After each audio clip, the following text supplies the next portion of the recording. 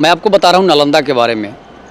कुछ ऐसे भारत में इतिहासकार हो गए हैं, कुछ ऐसे चाटुकार हो गए हैं जो कह रहे हैं कि नालंदा को ब्राह्मणों ने जला दिया, नालंदा को ब्राह्मण भिक्षुओं ने जला दिया। इन मूर्ख इतिहासकारों को ये भी समझ में नहीं आता है कि जिस नालंदा विश्वविद्यालय का कुलपति हमेशा से ब्राह्मण रहा हो, वो ब्राह्मण कैसे नालंदा को जला सकता है, नालंदा विश्वविद्यालय को कैसे जला सकता है। हमने यूट्यूब चैनलों पर बहुत सारे डिबेट में देखे होंगे, टीवी पर हालांकि डिबेट में तो ऐसा नहीं चला, लेकिन यूट्यूबर जो इतिहासकार हैं, कुछ इतिहासकार आजकल यूट्यूबर बन गए हैं। तो वो इतिहासकार जिनको इतिहास की कोई जानकारी नहीं है, जिनके पूर्वज इतिहास में कहीं है नहीं, जिनके पूर्वज ने इतिहास में वैसा कोई कारनामा किया नहीं, और वो इतिहासकार बने हुए हैं जिनका इतिहास से कोई लेना देना नहीं है, जिनका कोई इतिहास ही नहीं है, वो लोग भी आज इतिहासकार बने हुए हैं। मैं उन्हीं के बारे में थोड़ा सा बता रहा हूँ कि नालंदा विश्वविद्यालय का निर्माण किसने कराया था। नालंदा विश्वविद्यालय का निर्माण चंद्रगुप्त मौर्य के वंशज जो थे, चंद्रगुप्त के जो वंशज है कुमारगुप्त ने 427 ईसा पूर्व में किया था। मतलब कि ईसा मसीह से 427 ईस्वी पूर्व उन्होंने इसका निर्माण कराया था। अब बता रहे हैं कि कुमारगुप्त कौन थे। कुमारगुप्त बौद्ध धर्म को मानने वाले नहीं थे। कुमारगुप्त जो थे वो सनातन धर्मावलंबी थे। हालांकि चंद्रगुप्त के पिता, चंद्रगुप्त की माँ, सभी लोग सनातनी थे।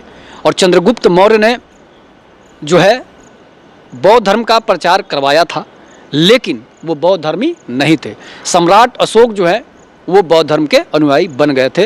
और बौद्ध धर्म जो है बौद्ध संप्रदाय था, बौद्ध धर्म तो था नहीं। इसलिए कि बुद्ध भगवान ने कभी नहीं कहा है कि आप हमें भगवान मानिए। हम सनातनी हैं, बुद्ध के पिता, बुद्ध के माता सभी लोग सनातनी थे।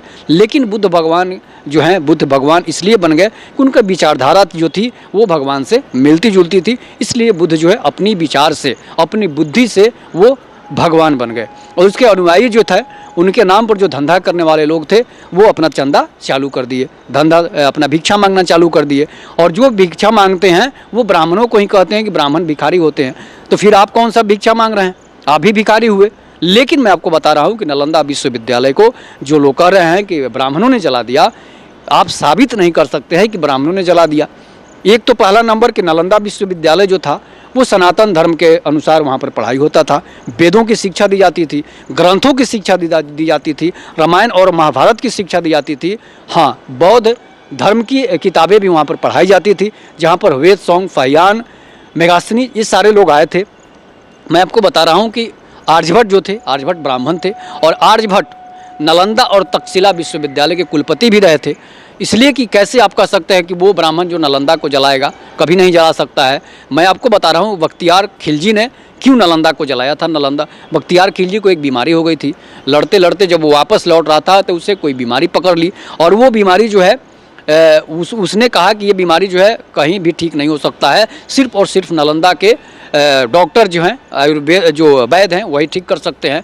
तो उन्होंने वैद्य जी को बुलावा भेजा। तो वैद्य जी ने कहा कि सनातन धर्म के हम लोग हैं और सनातन शिक्षा के द्वारा ही इसे ठीक किया जा सकता है। तो बख्तियार खिलजी ने मना कर दिया कि नहीं, हमें ऐसे नहीं ठीक होना है। लेकिन बीमार वो धीरे धीरे बीमारी उसकी बढ़ती जा रही थी। तब उसने कहा, उससे बताया गया कि जाकर संत जी से बताया गया। तो संत जी ने कहा कि वो कुरान पढ़ता है। तो हाँ, कुरान पढ़ता है, तो कुरान पढ़ता है तो आओ हम उसको कुरान की किताब दे देते हैं। तो कुरान उन्होंने खरीद कर मंगाया, और इसके बाद कुरान में उस बीमारी जो उसको हुई थी उसका आयुर्वेद का लेप लगा दिया। और जब किताब वो उसको बोला कि आपको इस किताब को पढ़ना है, जब कुरान ख़त्म हो जाएगी तो आपकी बीमारी ठीक हो जाएगी। तो उसने क्या किया कि बख्तियार खिलजी जब के पास किताब गया कुरान का, तो कुरान उन्होंने पढ़ना चालू किया। और उसके लेप से जब जीभ में उसका वो दवा सटा, जब कुरान के पन्ने ख़त्म हो गए तो बख्तियार खिलजी ठीक हो गया। तो उसने पूछा कि आखिर मेरी बीमारी कैसे ठीक हुई। तब उन्होंने बताया कि उस आपकी बीमारी जो है संत नालंदा के जो संत हैं उन्होंने ही ठीक किया है। तो कैसे? तो उन्होंने बताया कि इसमें आयुर्वेद का लेप लगाकर कुरान आपको पढ़ने के लिए दिया गया था। उसके बाद होता क्या है, उसकी बीमारी जब उसे पता चलता है अरे अरे तो मेरा धर्म को ख़त्म कर दिया, मेरा धर्म नष्ट हो गया, आपकी जान बची, आप ठीक हो गए, तो फिर आपका धर्म कैसे नष्ट हो गया। लेकिन उसने क्या किया, उस संत की गर्दन काट दी और संत जी है शहीद हो गए। इसके बाद आते हैं, उसने जब संतों से वहाँ पूछा गया तो संतों ने यही कहा कि नालंदा की सिर्फ एक साधु की उसने गर्दन काट दी है, यहाँ तो हजारों साधु हैं, उन्हें 17,000 साधुओं को उन्होंने फांसी दे दी और उसका गला काट दिया। अब उसके बाद हुआ कि संत तो ख़त्म हो गए, तो फिर बोला लोग, वहाँ के लोग बोले कि संत तो खत्म हो गए, किताबें तो बची है। तो फिर उसने किताबों को जलाना चालू कर दिया। तो 17 लाख या 18 लाख किताबें थी, 3 महीने तक जलती रह गई और वो ख़त्म हो गया। उसके बाद उस क्षेत्र का नाम पड़ गया बख्तियारपुर। जो लोग कहते हैं कि ब्राह्मणों ने जलाया, तो ब्राह्मण अगर जलाए होते तो ब्राह्मण के नाम पर आज बख्तियारपुर ब्राह्मणपुर होता, बख्तियारपुर नहीं होता। तो वैसे वैसे चटुकार और इतिहासकार हो गए हैं, यूट्यूबर हो गए हैं इतिहासकार, कि अपने जो भी जी में आता है वो कह देते हैं। इसलिए कि नालंदा विश्वविद्यालय में बौद्ध भिक्षु भी पढ़ाने वाले थे और हिंदू धर्म के संत भी पढ़ाने वाले थे।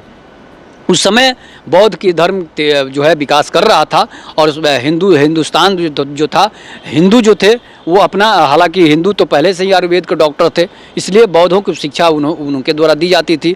और हुएत्सोंग, फाहियान, ये सारे लोग आए तो बौद्ध की भी शिक्षा ग्रहण किए और गीता, रामायण और महाभारत और वेदों की भी शिक्षा वहाँ से लिए। इंडिका किताब आप पढ़े होंगे, इंडिका किताब में लिखा हुआ है कि भारत के लोग सनातनी हैं और किस तरह से सनातन के लोग एक साथ मिलकर रहते हैं, कितना प्रेम और भाईचारा है, ये इंडिया के लोग ही बता सकते हैं। उन्होंने इंडिका में लिखा है। लेकिन यहाँ के जो इतिहासकार, जो नए नए इतिहासकार बन रहे हैं, जो व्हाट्सएप यूनिवर्सिटी से निकलकर इतिहासकार बन रहे हैं, उनकी इतिहास का कोई ज्ञान नहीं है और चले हैं इतिहासकार बनने। इस पर आप अपनी प्रतिक्रिया जरूर दीजिएगा। तब तक के नमस्कार। जय हिंद, जय भारत, जय श्री राम।